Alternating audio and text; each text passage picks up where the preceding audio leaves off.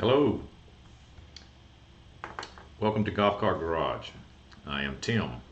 I work for Golf Cart Garage, as most of you probably already know. If you've also been here for a while, you see that I'm back in my office for a minute here. I got some heavy equipment removing some trees at my shop, so my shop's out of commission, so I had to move to the office for today and maybe for the next episode too. I'm getting some property adjustments done, and they've already gotten into my water line once, so can't have them getting into my Cat 7 line, so that's why I'm back over here today. But we'll make it work. Already got people coming in the room. Gene, what's up, Gene? Spoke with Gene through email just recently. Kurt, what's up going on, man? Hey, Tim, Rock Dog, Kevin Fry, 75 degrees. Man, that is nice, because it is not 75 degrees here. And like a lot of parts of the United States right now, it is a lot hotter than 75. It's pretty hot outside. Let me check over here on Facebook, make sure we're rolling good there. Looks like we're rolling. Looks like YouTube is working good. Can I post a question here? Yes, VRAN3779, that's why we're here, man. Yes, you can post a question. Go for it. If I don't know the answer, maybe somebody in the room will. Thank you for stopping by the way. Let's see on, see, I said it. I said, let's see. Did you hear it, Gene? On Facebook, I got Sherry Briggs. Hello, what lift kit would be best for a Club Car DS 2006 that will be used for off-road, hilly, rocky terrain? We have 17 acres, some wooded area, and some old pasture land and homestead. Okay, there's different, Sherry, there's different types of lift kits, and they are kind of classified in different levels of lift kits. So the least heavy duty terrain on the bottom end would be a drop spindle lift kit. So yours is definitely not going to be on the bottom end, so you're going to want to stay away from that. You're going to need something a little more heavy duty. So you need to get some type of A-arm lift kit. There's when you're looking at lift kits, get a heavy, in fact I think they may even say HD in front of them. I say heavy duty A-arm lift kit. That would be better for your Club Car DS. There's several good A-arm lift kits. Look at the lift kits we have. We have Mad Jacks for your car. We have Jakes. Just make sure that you get an A-arm type lift kit and stay away from the drop spindle, because it sounds like your terrain is going to be a little bit too heavy duty for that. Drop spindle is fine, but that's mainly just for aesthetics and riding around in your neighborhood, and they work great for that. But you start trying to hardcore off-road them, then you might end up messing something up.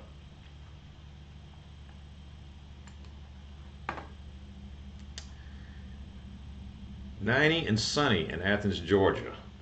Man, it's I think we're supposed to hit hundreds in the next few days.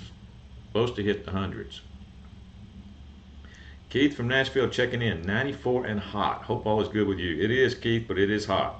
You are just like we're probably about 94, but we're expected to get in right at 100 in the next I looked at the extended forecast for at least the next 7 days. Gary England, we're ready to learn more today. Well, that's good, Gary. That is good. Let me run these social media links while I'm thinking about it. You can follow us on YouTube and Facebook. Obviously, we're live right now on YouTube and Facebook, but you can also follow us on the other social media links that are on the screen, TikTok and Instagram. This is Tuesday, August the 22nd. So if you're watching me 12 noon Central Time right now, on a Tuesday, August 22nd, then you're watching us live. Can I hook up a headlight to a 36 volt golf cart? If so, how do I connect the batteries? All right, 𝗏𝘂𝗲𝗀𝘃. Welcome to the channel, by the way, 𝗏𝘂𝗲𝗀𝗃. Consider liking and subscribing to the channel.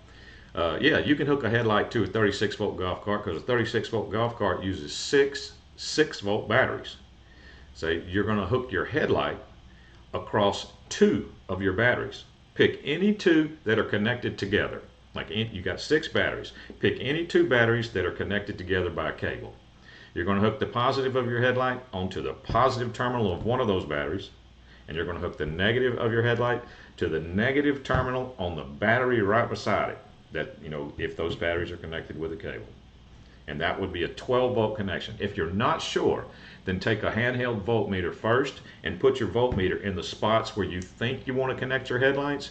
And if it's 12 volts, then yes, that's where you want to connect your headlights, to those two spots. So check it with a handheld voltmeter first, just to, that way you'll be sure that you're hooking it to the right place. If you hook it anywhere else, it's a chance you could blow your lights up. But yeah, that'll work, you know, especially with modern LED lights nowadays that don't pull near as much amperage as halogens would. So it's not a big deal to hook LEDs across two of your batteries in a 36-volt golf cart. It's not as a big deal as it used to be.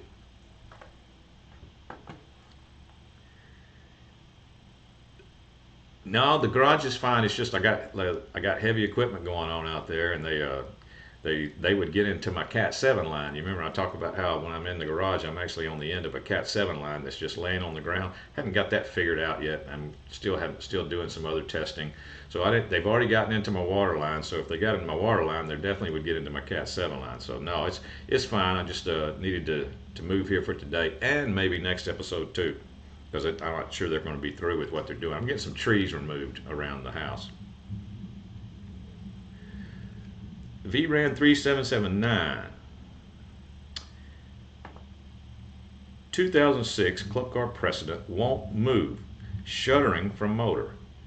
Fairly fast failure as we went from running well to dead in minutes.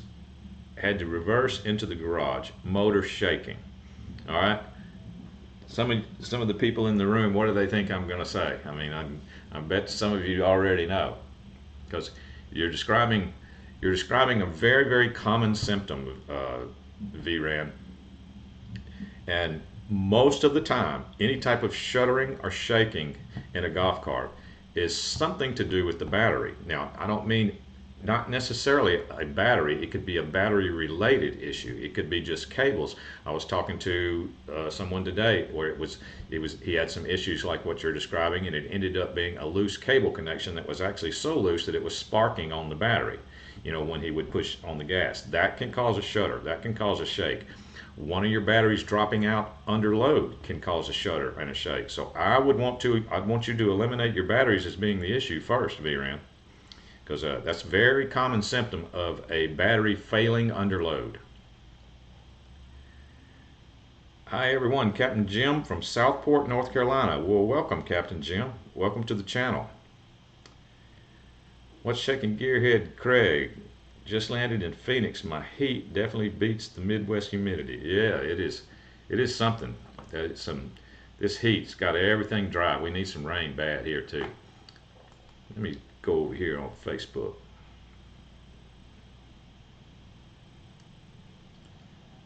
Sherry Briggs says thank you. Let's see. Hi Tim, you're breaking up on Facebook. Not sure if it's me or you. Send me a text, executive producer, and tell me if you're getting anything weird on Facebook. Might be on your end, as Tim sounds good on my end here on Facebook. Madeline Perez. Thank you, Madeline. I didn't see that until just now.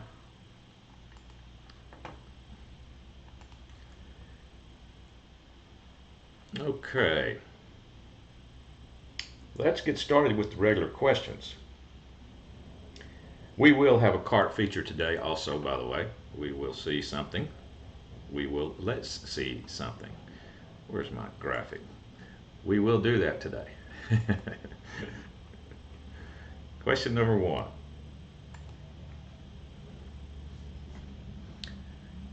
My name is Chris, and I have a 2013 EZGO electric golf cart we bought used. The issue I'm having is when you start driving it, it works great and has full power, but once you drive it for 10 minutes or so, the power decreases. You can put your foot on the floor and be at a cross pace. So once this happens, if you let it sit for a minute, then you get full power back, and then the cycle starts all over again. Well, did y'all hear the siren? I don't know if it's picking that up or not. police or something going by. What you're describing, you could be describing a few different things. You could be describing the controller going in thermal shutdown. You could be describing a dead battery pack, because a dead battery pack will do that. You try to take off on a dead battery pack, it'll take off sometimes, and it'll go right to its limit and then drop and fall right on its face, and you let it sit for a little while, you can get back on it and you can do the same thing again. Now that's a dead battery pack can do that. So I want to eliminate your charger as being the problem, and your batteries. We need to make sure that your car is actually getting charged. A lot of people don't know that a lot of people get into a habit of they just plug in their charger and they turn around and they walk away. You know, they don't know if their charger ever came on. They don't know if their battery pack got charged. Then they unplug it, they get back on the cart the next day, and it may not have even charged the battery pack. The breaker could be flipped, and they wouldn't even know it. In other words, the outlet the charger is plugged into may not even be hot. I've seen that many times over the years. People didn't realize that their charger wasn't working, and they just ran their golf cart over and over and over again until it finally just went completely dead. So that wouldn't be uncommon. So we need to clear that up first on your issue. The VA for suture removal. We'll watch y'all later. All right, Greg. Thanks for stopping in, man. I hope you're all right. Okay, V-Man says it's 48 volt single lithium, less than 1 year old, 53 at battery, solenoid and motor, 53 under load.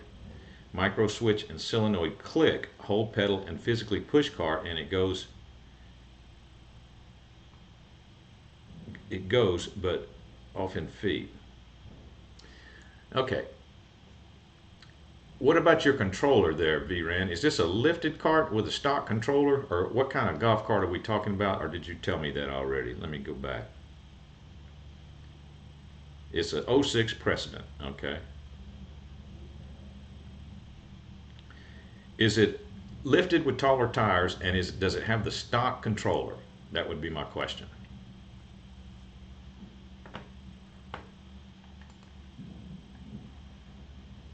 Might be on your end because going to try YouTube. George Bremer, okay, he's going to switch to YouTube.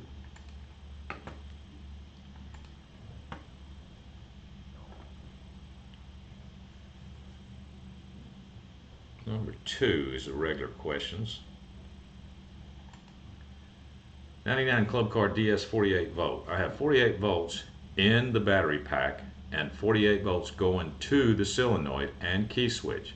I have 48 volts from the key switch to the solenoid, but when I hit the pedal, the solenoid doesn't click.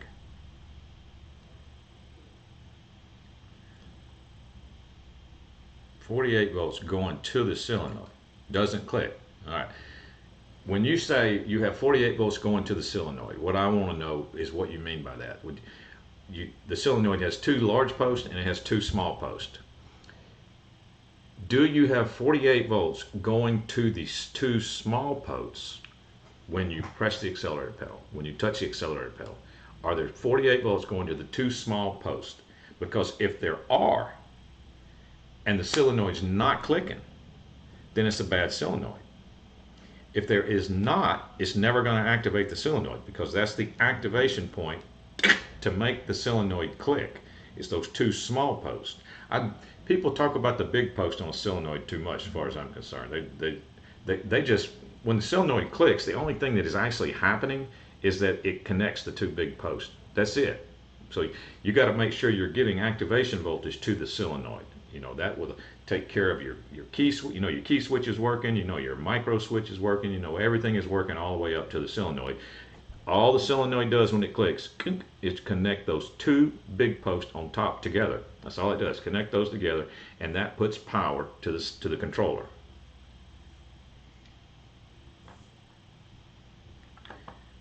Bruce from Westfield, Wisconsin, and it's getting warm as we are in a heat advisory for the next 3 days in Wisconsin. Yeah, we're in a heat advisory also, but Wisconsin, that's pretty far north to be in a heat advisory, so yeah, it's bad everywhere. Christian Lamas, what's up, Christian? I have a 48 volt Club Car 2008. Nice. 4-inch lift, 22-inch tires. Tried new Curtis controller, but stock equivalent 1266. Thought that was the issue, but no go. Bypassed OBC and micro also. Thank you so much, Tim. Well, like I was saying, you were either describing a battery issue or most likely a controller issue. Now, what I would do next, I would try to baby it, like put it on flat ground asphalt and see if you still have the same problem. Ride around and see if you still have the same problem. See if that changes anything. Because if it does, if you're able to go for a long time and all you're doing is babying it, then I would still be going back to the fact that it's the controller, because that's the only thing that you're putting a strain on there.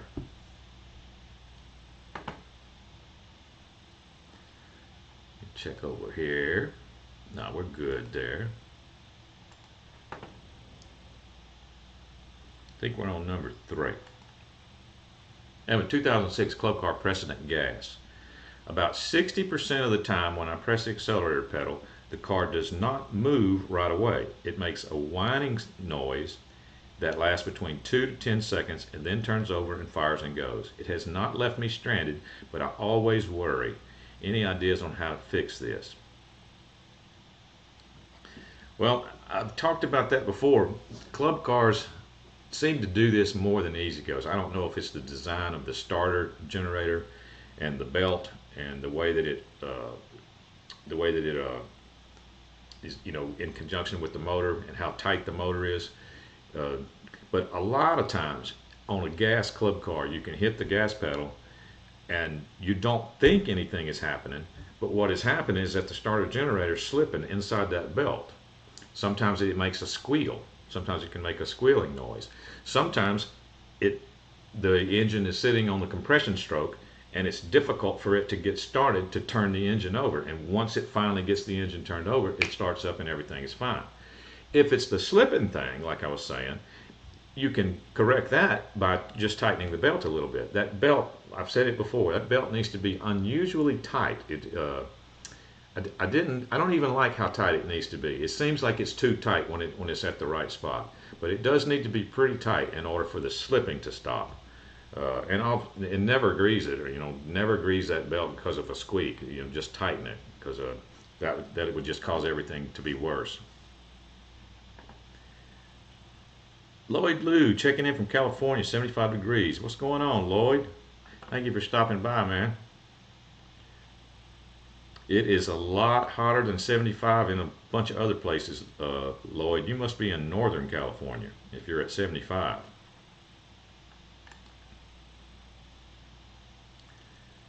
Sherry Briggs, thank you for all the help in diagnosis. Club car is running great now. We'll be working on lifting it next, switching to watching on just Xbox. Oh, cool.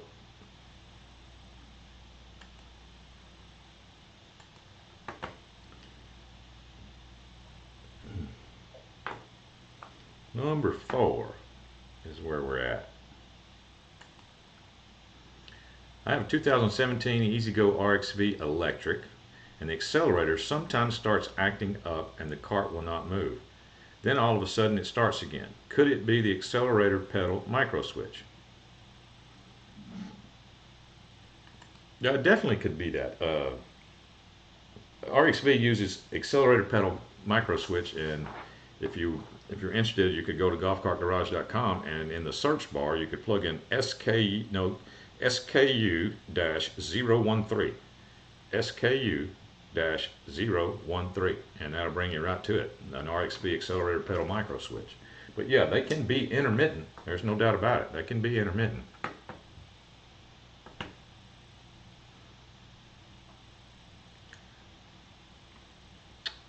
Number 5, 2004 48-volt DS won't run. I have swapped batteries, solenoid, forward and reverse switch, and charger port, and still nothing but a click. So you are getting a click.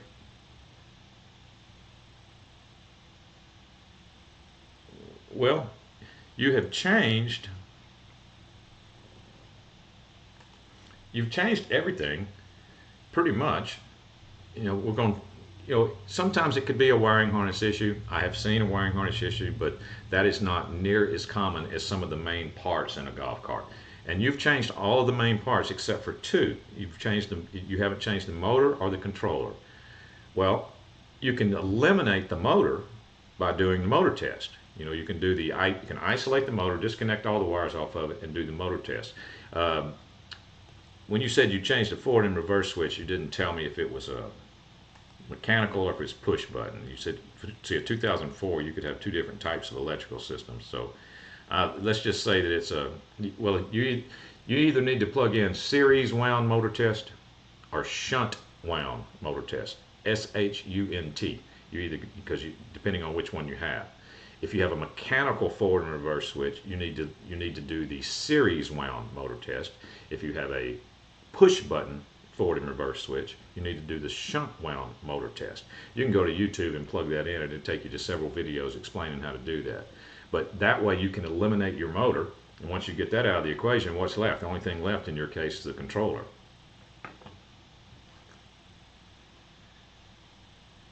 Craig said he's got to hop off. All right, no problem, Craig. Norman Lucky, I'm back, Tim. What's up, Norman Lucky? Thank you for stopping by.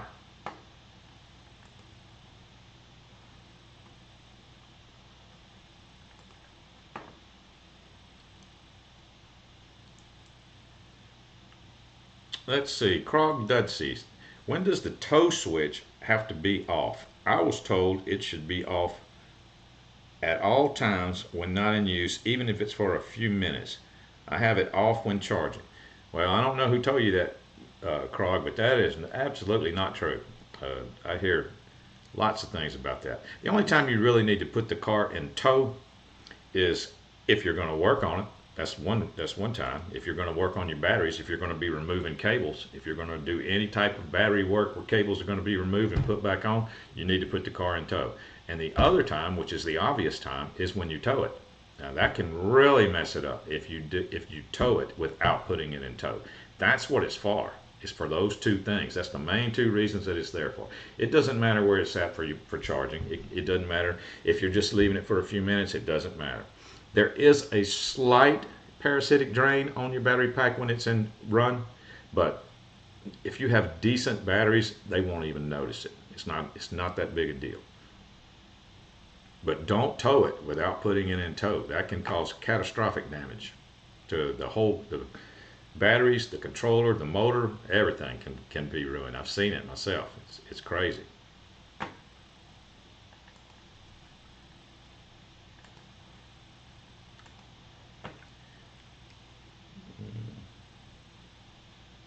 Number 6 is where we're at on the regular questions. I have a club car, 2002. I have to push the accelerator pedal almost to the floor before it starts moving forward. Once I get going, all seems to work well. Just would love some information on what the problem might be. 2002 club car is going to have an M core. That could be the issue, but if you think your car is going the correct speed, if you think your car is going the right speed top end, then that's probably not your issue. It could be there is some adjustment in the pedal on a 2002 club car. The height of the pedal, there's a little bit of adjustment there. Maybe it's just out of adjustment and needs to be pulled back up. But I would think that your cart would be a little bit slow if that was the case. But that's the main two things right there that I would be looking at: the M core itself and the height of that pedal.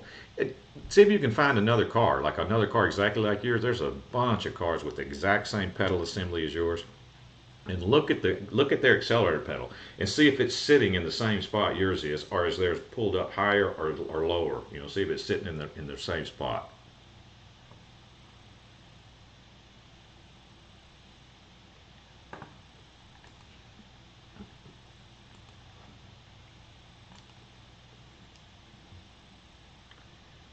Okay, number 7 is where we're at.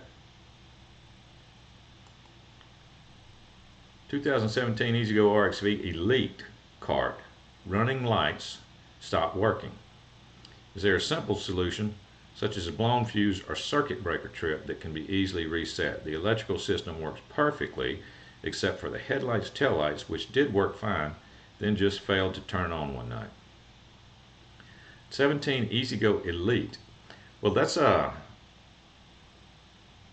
lithium car, I believe. An Elite, an EZGO Elite. That could be a lithium car. Well, either way, it's a 48 volt car, or 72 volt. I'm not sure if Elite could be 72 also, maybe. But anyway, the bottom line is that your lights are running off of a voltage reducer somewhere in your car. You've got a voltage reducer. If you've got one lithium battery, there's a voltage reducer somewhere that your lights are hooked to, and that voltage reducer is hooked to your lithium. So your voltage reducer could be the item that failed, in this case. You need to find your voltage reducer, and there very well could be a fuse on the inline, or like the positive or negative input side of the voltage reducer that has blown. I don't know if you're going to have a factory voltage reducer, if it's an aftermarket voltage reducer, but the bottom line, if your lights were working, they're working off 12 volts, and there's a voltage reducer in your car somewhere if that's the case. Number 8. I put in a new switch. It will start but won't go into drive, forward or reverse. It's all hooked together in my gas pedal. What am I doing wrong? In my gas pedal model AG99 Club Car. Put in a new switch.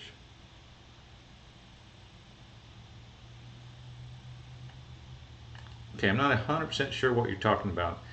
If you put in a new forward and reverse switch, and this is a gas car, and you're having trouble with it going into forward or reverse, or you put it in forward and reverse and nothing happens and it won't start, my question would be, could you have possibly put that maintenance cam in the wrong position? If you don't know what I mean by that, it's the yellow plastic thing that you grab and you pull out and you turn, and it clicks back into place in a different position, and it changes the position of those micro switches when you do that, and it enables you to crank your car in neutral, but it will not crank in drive or reverse. It's for doing maintenance. It's a maintenance cam.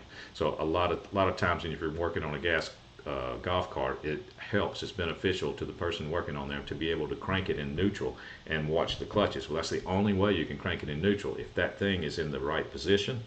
And if you're not able to go in drive, that would be my first thing. That would be what I would be thinking you may have done if you replace that forward and reverse switch. I'm surprised how many people actually don't even know about that maintenance cam. So I talk to people every day that didn't even know they had that on their club car.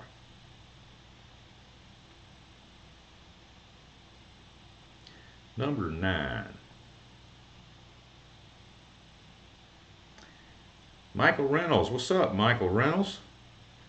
Sorry so late. Hi from North Central Georgia.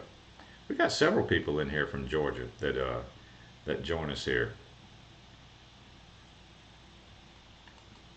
We went on number 9 already, Michael. But thank you for stopping by, man. Appreciate it. How much faster will my 19.6 stock 48 volt DC Club Car Onward go with a lithium upgrade? Now this is where a lot of people have misconceptions too. If all you do is a lithium upgrade, the difference in speed will be negligible. Now, if it is faster, it's only because lithium runs at a little bit higher voltage than lead acid. Now, will it feel faster? Oh yeah, it's going to feel a lot faster because it's going to feel like it has more power, but it's not going to have more speed. And like I said, if it does, it's only a result of the fact that your cart lost 300 pounds. It's still voltage and RPMs, the same voltage and same RPMs. But like I said, lithium does run at a little bit higher voltage, so that might get you a little more RPMs. So don't do a lithium upgrade if all you're after is speed, because that's not what you want to do. It will get you more power, because your power to weight ratio is a whole lot better when you go to lithium, because your cart weighs so much less. And like I said, it will feel like it's faster, but it's just stronger and more powerful.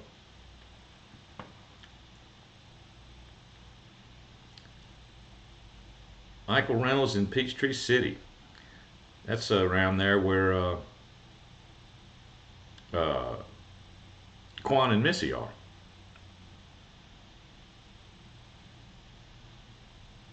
They're in Peachtree City. Rock Dog, did you know that?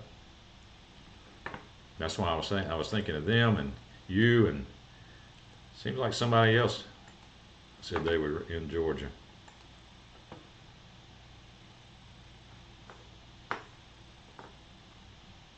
Number 10 is going to be our last scheduled question, but then we'll do the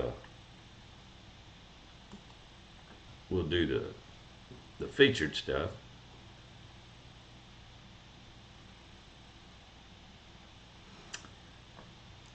Number 10, I have brand new batteries on my cart, and after a day of use and charged, the cart runs extremely slow. I'm not sure if it's getting a charge. Is it my charger or something else on my cart? Club Car DS 48 volt. That's what I was talking about earlier. You need to know whether or not your golf cart is. We need to know if your charger is working. That's the title of this episode. Is my charger working? Well, in order to find out, it's very easy, but you do need a handheld voltmeter. Okay. What you're going to do is you're going to take a note. You're going to take a voltmeter reading off your battery pack, just with your car sitting there. Nothing's plugged into it. Nothing's going on. Leave your voltmeter on there and look at your volts.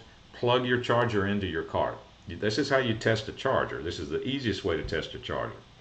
Don't worry about putting your voltmeter on the charger because it's not going to work. Put it on your batteries. Plug the charger into your cart and watch and see if your battery's voltage starts rising. It should start rising slowly. That way you know your charger has come on and it is doing something. It is charging your battery pack.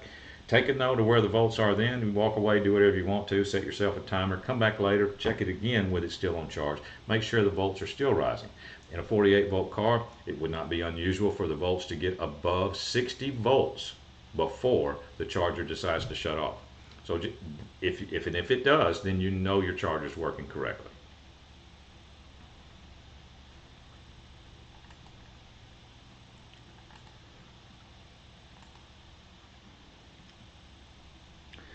Let me run these. Oh, remember I said if you think of any products, here's the information to submit some stuff to Golf Cart Garage. If you can think of any products that we do not carry, here's the phone number and the email address, support@golfcartgarage.com, and the phone number. If you can think of any products that you would like for us to carry, anything that we don't carry, we carry a lot, but we can carry more. We can carry more products if it's something that you need. Submit your suggestions there. You can submit them in this chat, considering that this is recorded. So you can submit your suggestions in the chat where Golf Cart Garage will see that also. You can submit them to me, and I'll type my email address in a little bit. I need more pictures, by the way. I ran out of pictures. I haven't gotten a picture from anybody. I need more pictures of people's golf carts or fancy fabrication, something golf cart related to feature, because I'm running out. Today's featured cart is from Dave. Dave, the other guy that does the videos. This is another one of Dave's carts that he did, is what we're going to feature today. Some of you may have seen the makeover videos that he did.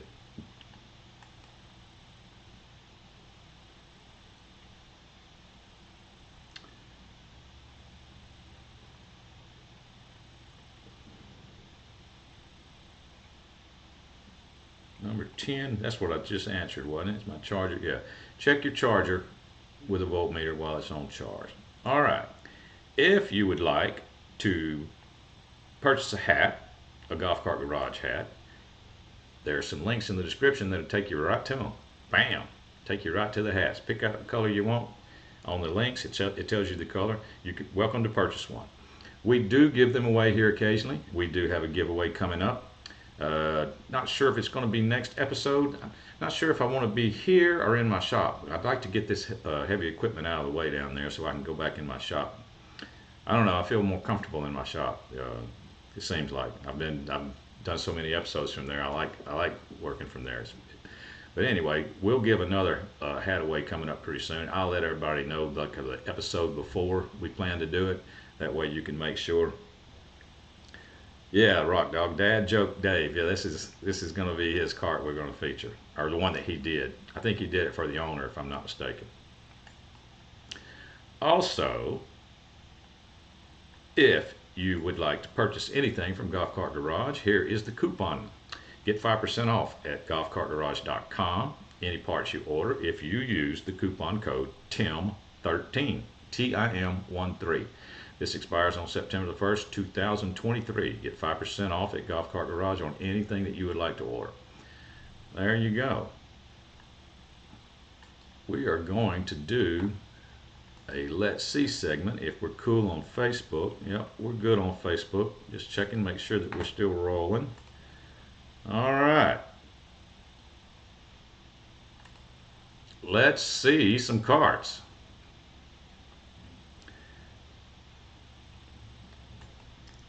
Here we go. Today's featured cart is from our own Dave.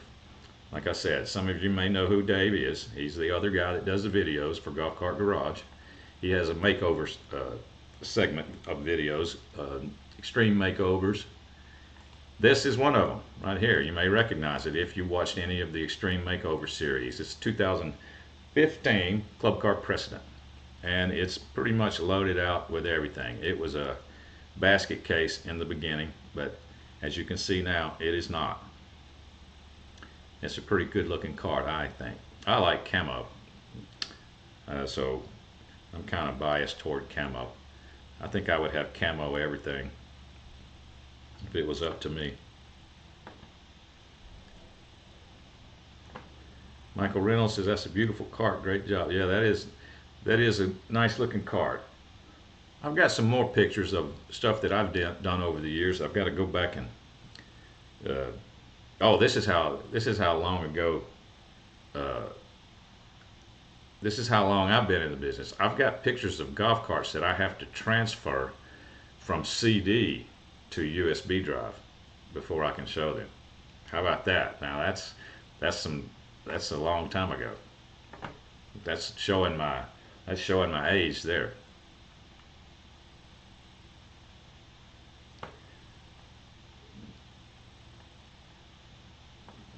Captain Jim Hook, Jim H, fine looking cart. Yep, it is. All right. Oh yeah, let me put this in there.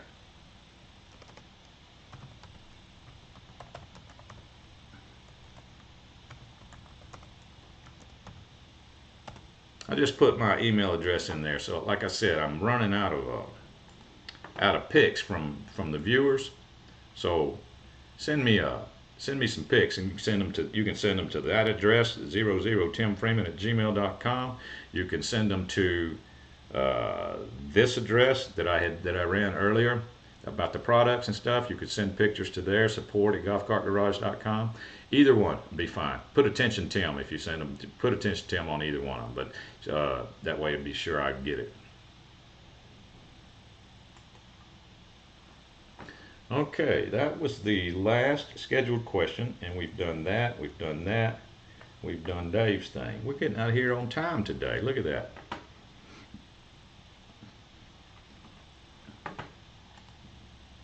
Yep, that's going to be it. All right, guys, I will be back on Thursday the 24th. Thursday the 24th. I want to thank everybody for stopping by, like always. Everybody that showed up in the chat room. Camo's the best color out there. Great looking cart from Bruce. Thank you, Bruce. That was Dave did that one, not me. So, okay. D-Max97, good show. What's up, D-Max? Thank you for stopping by, man. I will see everybody later. I appreciate y'all coming by. The garage is now closed.